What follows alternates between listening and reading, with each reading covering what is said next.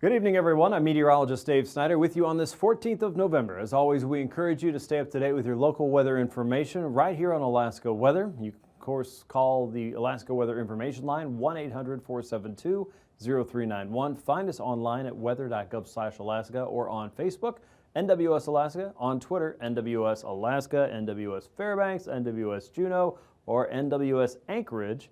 And if you can't find what you're looking for, or just have questions, comments, or concerns, we take them all. Feel free to let me know right here at david.snider@noaa.gov. We got a cool picture to share from your part of Alaska. We'd love to see it and share it right here on the show too, so let me know. Let's take a look at the satellite picture and see how the weather has been changing in the last 12 to 24 hours. We've got high pressure that's trying to build back in across the interior. It's doing a pretty good job, starting to break up more and more of the clouds across the interior. We still have several waves that are working from east to west across the region. One of those right about in here, close to Tanana, was bringing in some snow earlier today.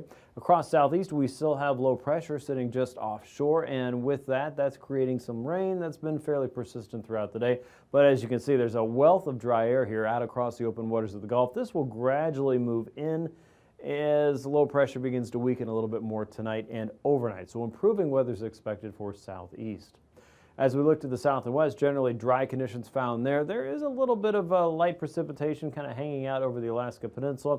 For southwest, it looks like there's enough moisture very close to the coastline and enough cold air. There could be some pockets of freezing rain and snow as we go ahead into the next 24 hours. The good news is it doesn't look like it's going to be nearly as bad as what you saw around the Bethel region yesterday, but improving weather should be expected after that. Low pressure will be kind of hanging out here across the central and eastern Bering as we go through the next couple days, though, so it's going to be a pretty close call. Out across the west, you can see the hints of another wave working their way into the central and western Aleutian chain. As that happens, we expect that the winds will come up, but maybe only to gale force there for Adak and westward towards Shemya. So changes are coming, but doesn't look all that bad for right now. High pressure is anchored up across the North Slope at around 1,032 millibars. This is really going to be the predominant force in our weather for at least the next couple days for most of the interior and really a large part of the west and south central. For southeast, we're still dealing with a front that's hanging over your area. There's actually some heavier rainfall falling across some of the southern parts of southeast. Very good news, of course, for low water concerns. 998 millibars there on the low pressure reading out across the eastern chain close to Unalaska and Dutch Harbor. 1,001 millibars there, and another high is located out across eastern Asia. As we head through tonight, low pressure will still hover here across the eastern Gulf, and that's going to keep showers and somewhat unsettled weather across southeast, but the winds aren't going to be terribly strong. You won't see a wealth of very heavy rain, it looks like, from this point onward, and conditions should only improve as we go through tonight and into tomorrow. This is filling in fairly rapidly. High pressure will sit up around Old Crow in the Yukon, 1,036 millibars. That's keeping that east to westerly flow working across most of the interior. Remember, air piles up here and makes it high pressure, like a big mound of air, and wants to flow toward low pressure where there's not a lot of air here. So there's kind of a hole here, and a big pile of it here, and air flows from a high to a low. Low pressure sits across the western Gulf at 985 millibars. This will be kind of the next big thing for the western Gulf and the Alaska Peninsula and really the west coast. This will be the driving force. Warmer air is lifting northward into the Gulf, so this is kind of the leftovers now, and this will become the life of the party. Out across the west, a 978 millibar low wants to come to the party, but it's got a ridge of high pressure across most of the western Bering and most of the central and western Aleutian chain. So it's got to get through this bouncer here before it comes into the front door. As we get into Thursday, you'll notice that the 987 millibar low there across the western Gulf is moving northward, and you can see those pressure bars, the isobars, starting to pack together, and we know that that means the winds are going to come up across the Kodiak Island region, Bristol Bay, the Alaska Peninsula, and really up our southwestern capes as well. Remember how I was talking about the freezing rain potential? That's what this pink line is here. As this shifts to the north and east, we're going to start to see more places in the Yukon Delta and probably in the Kuskokwim Delta area, at least thinking about some light snow, and then maybe some freezing rain mixed in with that as well. Like I said, though, the good news is it doesn't look to be as bad as what you saw yesterday. Around Kodiak Island, winds and rain should be expected as we get into Thursday, and just a hint of some moisture developing and hitting the windward side there of the Kenai Peninsula. So places like Seward probably going to start to get a taste of some the next round of wet weather coming your way for Thursday. Notice southeast sitting in the clear there. Looks like a fairly nice day. A little bit of a wind probably for Lynn Canal in the capital city as you head up toward Chilkoot and White Pass regions there. Might be a little bumpy if you're trying to fly through. Things will stabilize here across the Yukon Valley. A pretty decent ridge setting up. Would be surprised to see some morning fog in that situation, of course, and you'll probably find that to be ice fog, as you would expect for this time of the year. Out across the west, low pressures working into the western chain, and the winds coming up there as well, especially west of AKwx. So plan on some changes as we get into Thursday and Friday. And here it comes for Friday. You can see how this system is kind of stretching out here. That's going to make it really hard to keep those winds up at maximum strength. So right now we feel like the maximum strength will probably be pushing gale force and nothing really much stronger. So there is going to be an area that we're going to watch for some convection. That upward moving air could produce some thunder and lightning.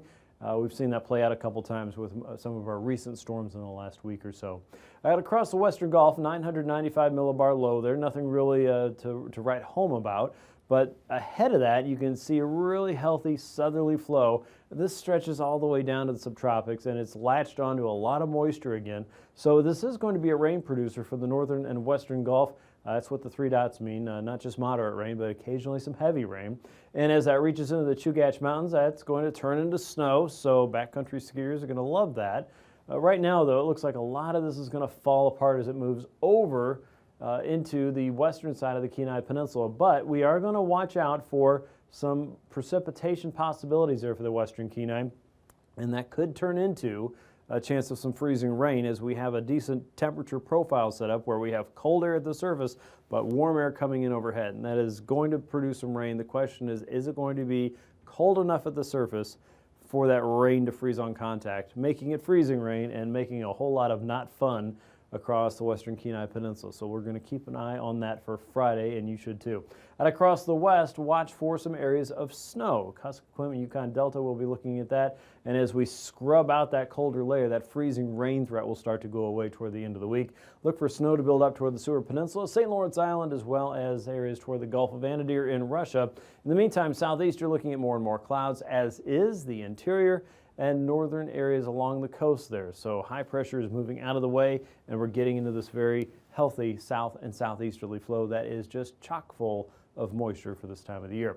Here's a look at temperatures as we get into tomorrow morning. You're looking at readings in the 20s and 30s, 40s for southern parts of southeast. Pretty mild stuff around Metlakatla, Craig, Klawock, all the way down toward Ketchikan. Capital City above freezing, but just barely. Around Prince William Sound, mid to upper 20s. Around Valdez, 28 in fact. 24 for Anchorage, 28 around Seward, and about the same there for Homer. 35 around Kodiak. As you head north up the parks, you're looking at about 3 below around Healy, 6 below in Fairbanks, 10 below in Tanana. Up toward Fort Yukon, Arctic Village, it's getting colder. It's almost wintertime, isn't it? 28 to 30 below there. Anywhere from 10 to 15 below across the Beaufort Seacoast. From Point Barrow and Utqiagvik westward, temperatures come up just a little bit there. It looks like +2 around Utqiagvik. Around Kotzebue Sound, temps there in the teens. Norton Sound temperatures tonight back in the mid to upper teens. Nome 17. Gamble and Savunga in the upper 20s. Nunivak Island 25. Bristol Bay temperatures in the 20s. 30s and 40s for the Alaska Peninsula. The Pribilovs around 30 degrees. Adak and Atka both sitting at freezing. High temperatures tomorrow will make it back into the mid-40s for most in southwest along the peninsula there. For Bristol Bay northward into the Kuskokwim Delta, you're looking at 20s and 30s. Probably just below freezing from the Kuskokwim northward. Once you get toward Galena and Ruby, about 6 degrees. Tanana near 3. Bettles about 1 below, and eastward even colder. Again, this is where that high is, so it's gathered up all the cold right here. For Yukon, only 16 below. Look at about 5 to 20 degrees or so for the Beaufort and Chukchi coast. Wainwright about 22. Southeast considerably warmer than that, mid to upper 40s. In fact, 45 around Metlakatla and Craig. 30s for Prince William Sound and about 32 in Kenai. Overnight low temperatures Friday morning. Again, big cold for Fort Yukon, 30 below. 27 below for Arctic Village, 10 below around Prudhoe Bay and Dead Horse, teens for the Chukchi Coast, 15 for our friends in Shishmaref, 17 in Unalakleet, McGrath. Really not that bad. It looks like temps will be holding out around 2 above. 20s and 30s for South Central and Cook Inlet, 35 around King Salmon, about 44 for Sandpoint. High temperatures then as you get into Friday look like 40s for most of Southeast, South Central in the 30s, the middle Tanana Valley 12 and 18 for Utqiagvik, as well as temps near 40 in Bethel. And now, aviation weather around Alaska.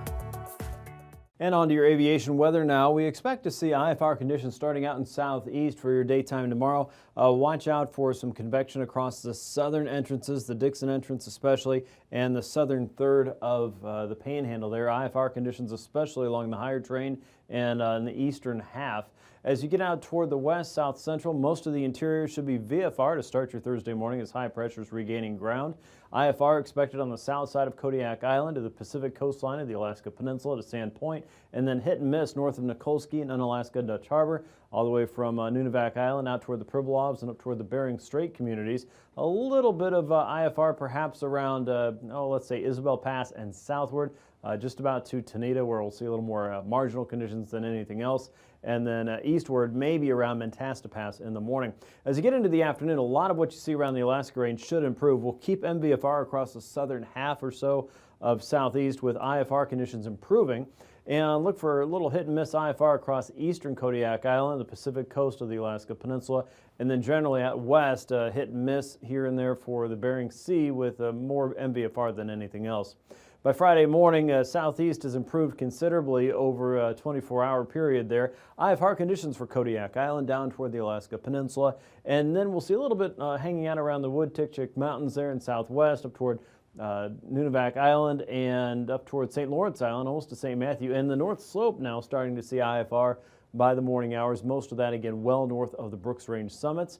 By the afternoon, not a big change up north, still looking at IFR from Atkasuk to Point Barrow and eastward toward Prudhoe Bay and Dead Horse. Not so much over Kaktovik, it looks like. Southeast still holding on to generally clear conditions. And for many in the Kenai Peninsula, especially around Seward, IFR should set in. You'll see that building in around Kodiak Island, parts of Southwest again, the Yukon Delta all the way up to St. Lawrence Island. And we're watching for another round of convection. They're firing up just south of the central and western Aleutians. Here's your pass conditions in detail then. For Thursday, Anaktuvik Pass and Adigan Pass are both expected to be VFR. Lake Clark and Merrill Pass, we expect to see visual flight rule throughout the daytime on Thursday. Rainy passes looking pretty good. Windy passes, we noted, probably leaning on marginal conditions to start the day. Isabel Pass probably a little more likely to see more marginal conditions lasting through more parts of the morning, but also looking for improvement by the afternoon. Mentasta Pass probably touching on that marginal level just a little bit in the morning and then clearing up toward VFR. Tanita Pass looks pretty good at this point. Portage Pass looks pretty good for your day. And Chilkoot and White Pass, we expect a marginal start with improvements during the day and then continuing on through Friday as well.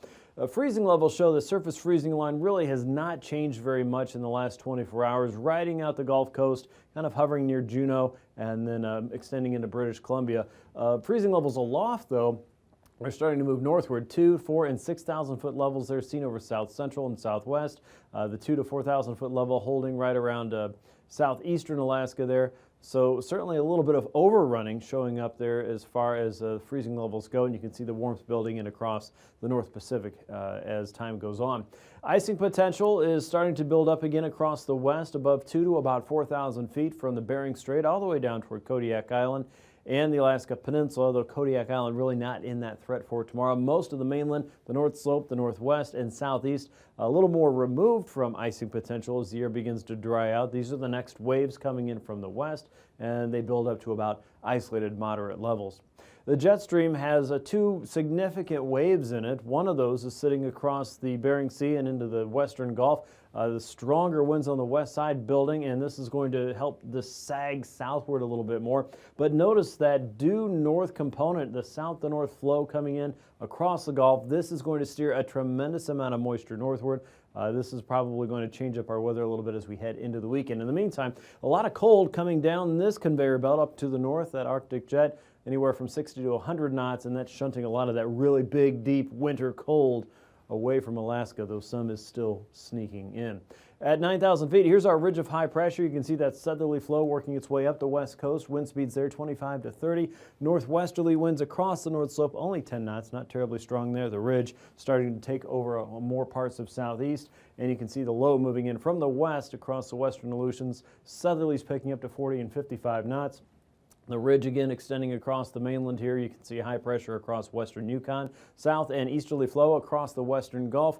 The wind speeds there 40 to 50 knots. Southeasterlies offshore of southeastern Alaska. So we're going to focus on turbulence around southwest, the northwest, and the western Aleutians tomorrow.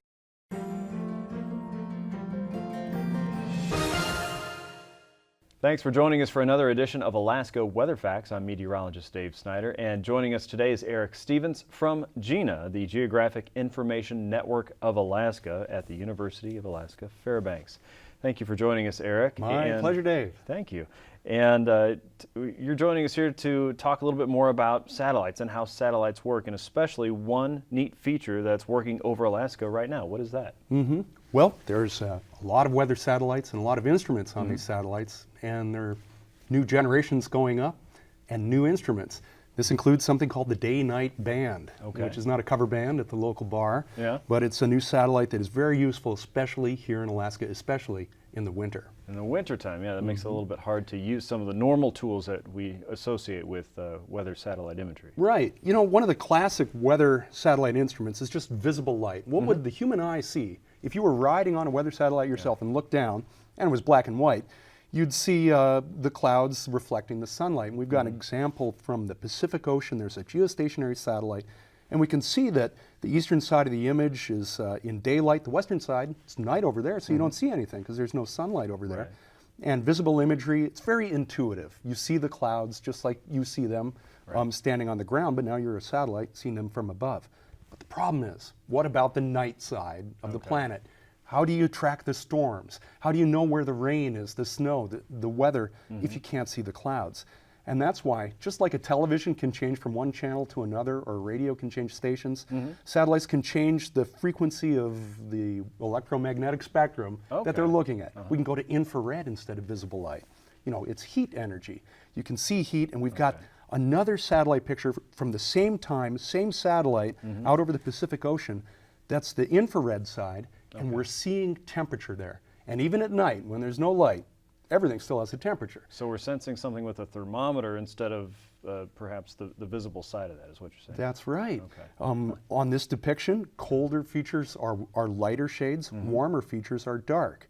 And so clouds tend to be colder than the ground. Clouds are higher in the atmosphere, it's cooler. And so that very same image on the western or the left-hand side of the globe, now we can see the clouds there, even though it's nighttime, because we're seeing the temperatures. And one nice feature is that tropical storm there, just in the middle of the northern hemisphere there, hurricane or typhoon, depending on... That's that swirly part that we see in the middle of the image? There you go. You can even see the eye on it there, especially in the infrared image. So we've got two kinds of imagery there from the same satellite, different instruments, you know, different channels like on a television, visible and infrared. You know, it turns out there's no one magic tool. Each has its strengths, each has its flaws, weaknesses. The visible is nice, it's intuitive, it's easy to understand, but doesn't work at night. Infrared is nice, it works at night, you can see temperatures, but there is a catch. What if your clouds and the nearby bare ground or open water, what if those were about the same temperature? Oh, that's going to be hard to figure out what's going on. If you can only see temperature and you have two features that are the same temperature, they will look the same. You won't be able to tell. They're camouflaged. This happens, especially, it can happen around Alaska, especially over the ocean when you have low clouds that are the same temperature as the open water. It happens quite a bit in Alaska. We have an example. Now, this is from a different geostationary satellite. It's down over the Atlantic Ocean. Look in the South Atlantic. In infrared, we've highlighted in a yellow circle there. There's some patches of clouds, but it looks like there's a clear area in the middle of that image. That's the infrared look. But let's take a look at the visible channel, and we can see there's a stripe of clouds across the middle of that circle that is only visible in the visible. The trick here is that those are low clouds of about the same temperature as the surrounding ocean. So from an infrared point of view, where you're seeing temperature, the clouds in the water nearby are the same temperature, they look the same. It's only on the visible that you can see what stands out as the actual imagery. Two tools, each have their strengths and weaknesses. Can we combine them? That's where the day-night band comes in. Okay. It's a super sensitive visible sensor that can actually see by moonlight. It can even see the aurora. Wow. And in Alaska, we have long winter nights. We can use that day-night band. Here's an example from that storm that blew the Kullik drilling platform ashore near Kodiak Island in December back in 2012. This image is right near when that storm happened, and it's in the middle of the night in December. But this looks like visible imagery. Looks like daytime imagery. It's amazing. That sensor can take any little bit of moonlight and just make the most of it. And we can see so much detail.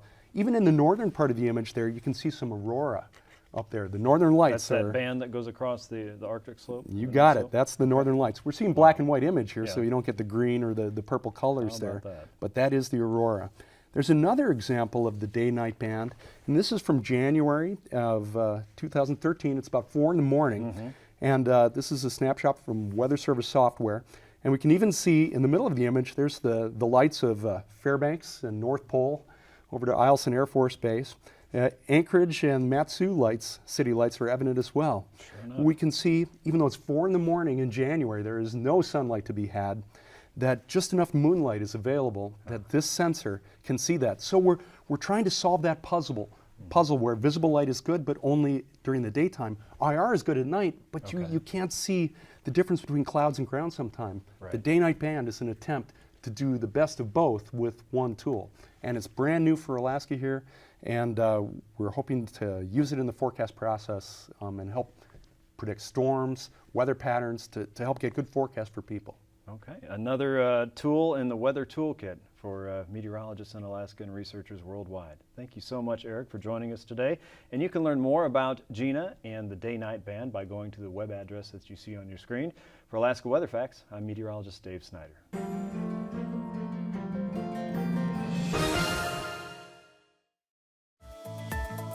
And now, marine weather around Alaska.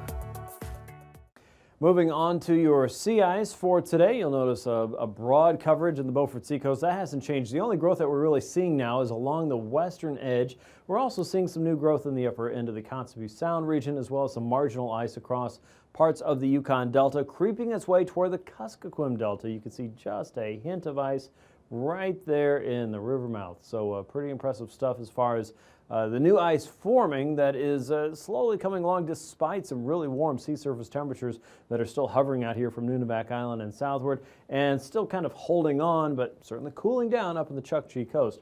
Anytime you want, head to weather.gov/Anchorage/ice for the very latest sea ice analysis, as well as a written discussion about what's going on and the seasonal outlook for the next couple months. Let's take a look at southeast now. We've got northerlies coming in across the Lynn Canal up to 35 knots, a little bit of a stronger gust moving through the Stevens Passage, even though it looks like the sustained winds will be down a little bit to about 20 knots. Northeasterlies there with 4-foot seas.